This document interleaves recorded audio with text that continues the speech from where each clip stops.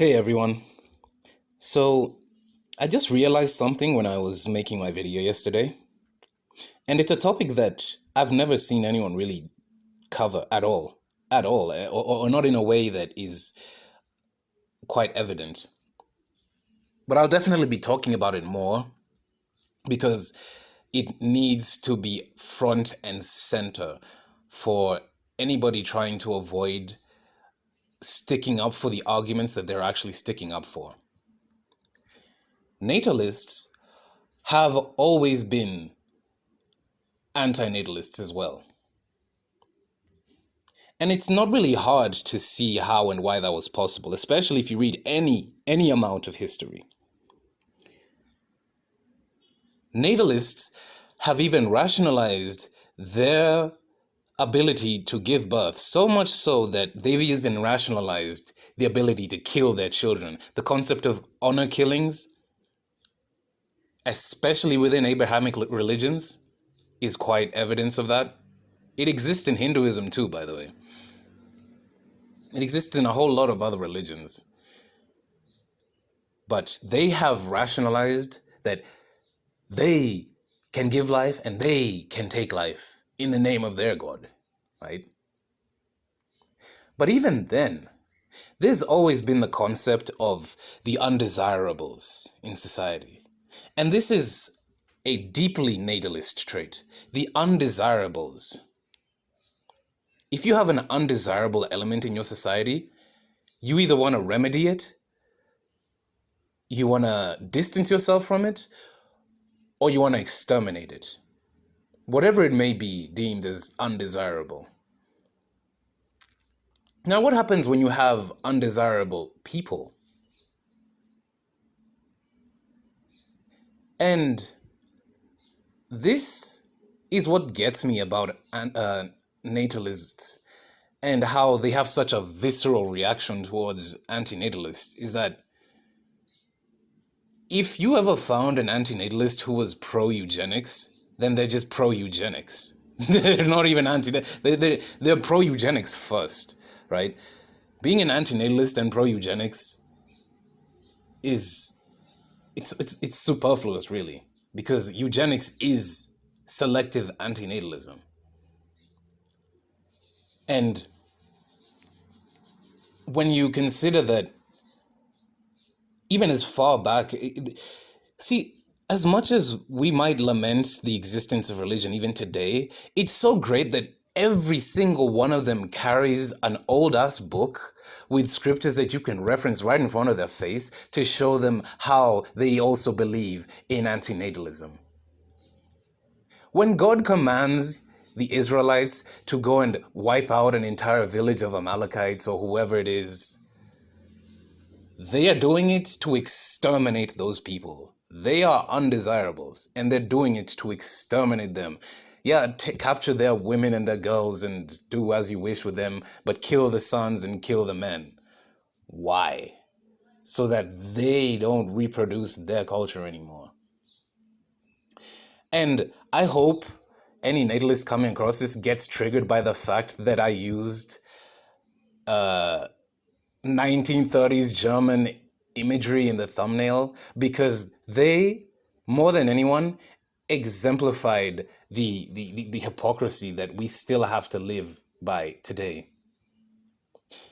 In there's one image here that I don't read German, I don't understand German, I don't know why you would want to, but anyways, the translation of it says, "You are sharing the load. A hereditarily ill person costs 50,000 Reichsmarks on average up to the age of 60. The image was created to emphasize the need to prevent births of the unfit, of the undesirables. And yet, they also wanted to increase the birth rates of their race, the Aryan race, right? They wanted them this might be a shocking revelation for a lot of Americans, but America deeply inspired the Nazis. Deeply so. They had their own manifest destiny ideology, except they wanted to do it to Eastern Europeans, the Slavic people. They even started comparing the Slavic people to Native Americans at some point. And in that, they said their lands belong to us and us alone, and we are the ones to repopulate. We are the ones who the ones who were given this God-given right to reproduce, not them, right? Not them. And it just feeds into this whole this dualistic world that we still keep buying into.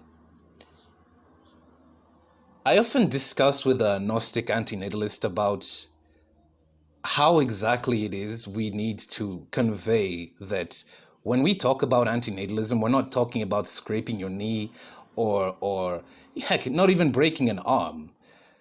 We're talking about this. We're talking about the point of rationalizing the complete extermination of other people and yet promoting the births of your own people based on the most arbitrary characteristics. How the hell are we any more selfish than people who believed in ideologies like this, and they still do right now? In fact, this cartoon is so I saw it and I kind of laughed a bit because I was like, a hereditarily ill person costs 50,000 Reichsmarks on average up to the age of 60. An undesirable costs taxpayer money. Those people are costing us taxpayer money. Doesn't that sound familiar? Doesn't that sound very familiar? Funny enough, social welfare benefits were a virtue in Western societies. Uh, they were, they were quite readily accepted. They were quite readily praised as a virtue in society. Until, of course, they had to democratize it, in a sense, right? Then it became the downfall and parasitic and blah blah blah blah. It's all convenient. It's all convenience. Either way, even now, if you ask if you ask your natalist friends or family, do you think X people should be allowed to reproduce? Heck, you could be from religions that still ascribe to some sort of caste system, or not even caste system, but the element of othering within religion is deeply ingrained in a dualistic belief. In the dualistic belief that us good, them evil. And them have to be evil, because if them evil, then how us good? Right? That is and it's the same, it is the exact same approach that they have applied to, I think it's antinatalism itself, especially early on, that applied the pain pleasure principle. You fed directly into their dualism, and hence they've been doing it for thousands of years, so they'll dance around you for fucking centuries unless you break out of that and tell them, fuck your dualism. I wanna understand how the image on the left is wrong, but the image on the right is correct. And if the image on the right is wrong, why is it wrong? You can't allow people to let their shitty arguments, you can't allow them to reproduce their shitty arguments onto you. You can't just accept shitty arguments from people anymore, because it breeds complacency. They fearmonger about psychopathic people, narcissistic people. But to me, the most dangerous people are the ones with selective empathy. They're the ones who pretend like they care. And they have the capacity to actually care, but they're too invested in their social currency acquisition to actually expend the amount of empathy that is needed. Those people to me will always be more dangerous than any fucking psychopath. Psychopaths themselves were born without the capacity to blend in to our bullshit. I'm going to make a whole other video on this. And I personally am going to say, before people see the meaningful need to change how we are interpreting our own interactions with each other and how that we are exploiting the shit out of each other, this world is going to birth a lot more psychopaths. And I'm going to sit back and watch especially the Natalists attempt to garner even more and more sympathy. And yet, these are people, that is to me, the greatest reward to a natalist is birthing a psychopath. I can't imagine what you would expect, right? And yet you got the worst outcome, as we're taught to believe. You received the worst outcome in terms of a human being in our society. He doesn't have empathy. He doesn't he doesn't like cats. He doesn't like dogs. He doesn't see how cute children are. He doesn't care about anything. Coming from the people who, I'm pretty sure most natalists would probably agree.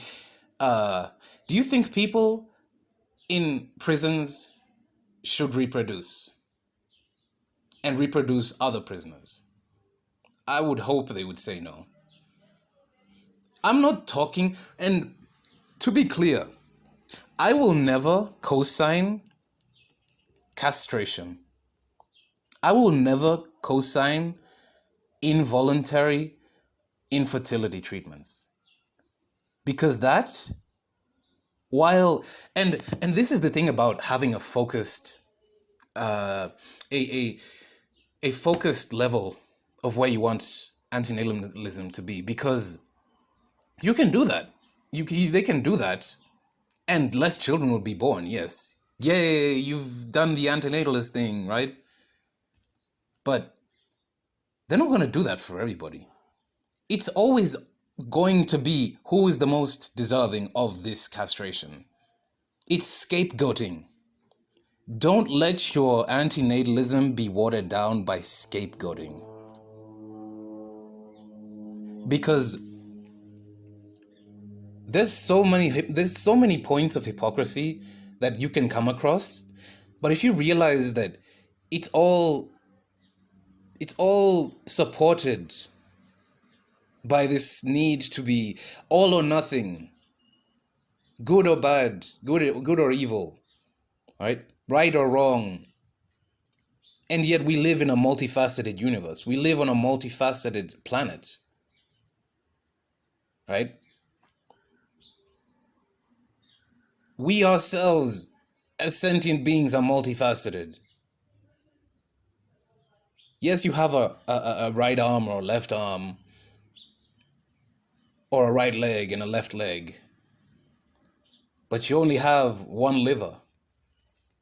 Why do you only have one liver or one heart, right? Or one brain? Yeah, it has two hemispheres, but we are multifaceted because we are reflecting the natural laws in ourselves. Hence, if you're ever stuck in an argument with somebody who holds this level of cognitive dissonance, it's easy enough to tell them that you can believe this. I just hope you know that when you believe this, logically, it ends in dehumanization. Even the most even the most bitter, angry, uh, just jaded, self-identified antinatalist could never amount to the level of cognitive dissonance that we continue to see espoused by natalism, just for the sake of natalism to continue. Understand that ideas are viruses. Ideas can be good viruses or, well, neutral viruses, let me say. Neutral viruses, good viruses, or bad viruses. Like any other virus. And a virus is a non-living entity. It just happens that it finds a host, reproduces itself, and then finds another host, and then does the same thing over and over and over again. Ideas do the same thing. This is why, however you orient yourself, morally speaking, it comes from the understanding of your own attributes as an individual, and how they relate to other people, how you yourself have exploited other people, how you have been exploited by other people, and how to break that cycle.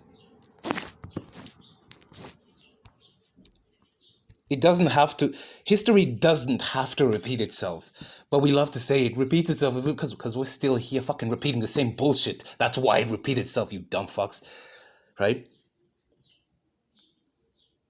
History doesn't even repeat itself. That's not how history works. If a pattern occurred 1,000 years ago and it keeps occurring every fucking century, it's not history repeating itself, it's a pattern. It just gets me so fucking pissed off how we just walk around arguing with people who think that more humans should be born, but also less humans should be born in certain places as well. Or certain kinds of humans shouldn't reproduce. Push them hard on it enough, right? Ask them about prisoners. Ask them about drug addicts. These are just the socially unacceptables, right? Ask them about the people who were born into lower castes.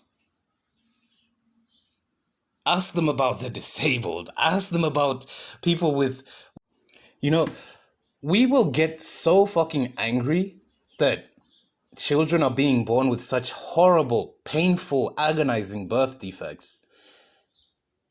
And the most agonizing part of it is how other fucking adults are going to stigmatize that child for something they had absolutely no fault in. They didn't ask to be born, and they didn't ask to be born with such horrible birth defects that they did, or mental illness that they did. And as much as you can even say, yeah, children are fucking mean. Yes, kids, teenagers, they can be fucking mean, absolutely. But they get it from adults who are just grown children, and they're just bigger children, bigger and taller children. That's what they are. That child, the stigma that they will go through, unambiguously trickles down from adults.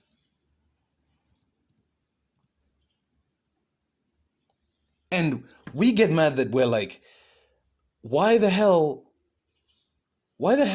would you put a child through this? Right? Why the hell? And again, right, they always invoke, right, God has a plan, blah. Your God is a fucking psychopathic demon. If he allows this to happen to an innocent child, he's a fucking psychopathic demon. I don't want anything to fucking do with him. Send me to fucking hell. Yes. Send me to fucking hell. If this is what you think is merciful and just, to have a child go through, like, there's some horrible conditions that people have, like, you can't even imagine. And you mean to tell me that your God has such a gracious plan for it gets exhausting. It really does.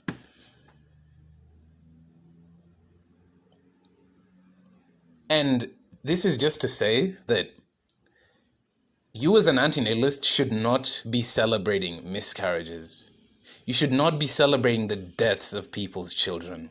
You should not be celebrating the the you should not be celebrating the birth of a child with birth defects. And I know I don't think it's very common that I hear that, but you should not be invested in the misery of natalists, right? That is what makes you worse than them. If you think you're an antinatalist and that is something that you find yourself doing, you're not. Please just don't ruin this fucking movement for what it is. It's barely getting up on its feet right now.